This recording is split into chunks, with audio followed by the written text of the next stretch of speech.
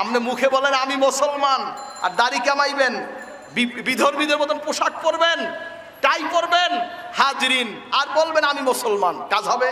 বলেন কাজ হবে? হবে। নবীজি যেভাবে চলেছেন আমাকেও সেইভাবে চলতে হবে। তুমি ইঞ্জিনিয়ার হও, ডাক্তার হও, ব্যারিস্টার হও, শিল্পপতি হও, ব্যবসায়ী হও, মুচি হও, কামার হও, বাদশাহ হও, রাজা হও, মন্ত্রী হও, পীর হও, আলেম হও, ইমাম হও, তুমি যা হও মুসলমান হও। ঠিক কিনা কোন? কেমন মুসলমান? মুখের মুসলমান না কামের মুসলমান?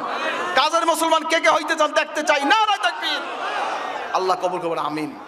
সুন্নাতের উপর আমল, লাকাদ কানা লাকুম ফি রাসূলিল্লাহি উসওয়াতুন হাসানাহ।